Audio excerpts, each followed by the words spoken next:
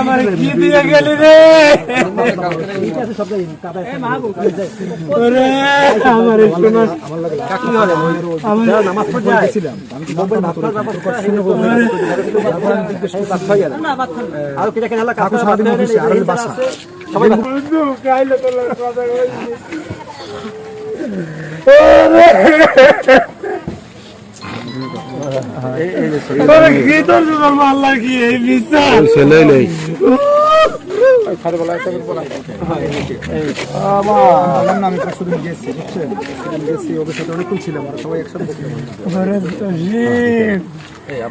কি হয়ে গেল কোনো কথা কোনো কথা কোনো সময় আমি গায়ে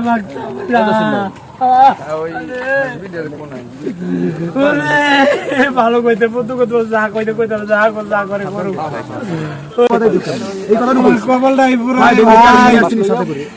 যেখানে হাত দিই সেখানেই আমি আমি ঝুঁকা যাই আমি যেখানে হাত দিই মালিক তুমি সব জায়গায় ঢোকাইলে আমার এই জায়গায় দেখে ঢোকাইলে আমার এই বাচ্চাকে একদিন করলা কেন মালিক রে এই কি তোমার বিচার মালিক তোমার কাছে এটা চাইছি আমি তুমি আমার লই যাইতা এই গাড়ি চালা আমার লই যাইতা এক জায়গায় বসো মামু ওরে মনি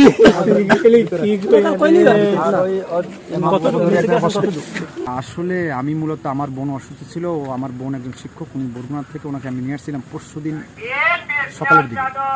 আমি যখন মনে করেন হসপিটালে যাই তখন আমি শুনতে পাই যে আসলে মনির এখানে ভর্তি। আমি যখন ওখানে যাওয়ার পরে আমি লাস্ট আমার যে কথাটা হয়েছে ওর সাথে, আমি বলছিলাম যে তুমি তো সারাদিন অফিসে আসছো, অফিসার বাসা, তুমি ডেঙ্গুটা বাঁধাইলে কীভাবে, এই প্রশ্ন করছিলাম আমি।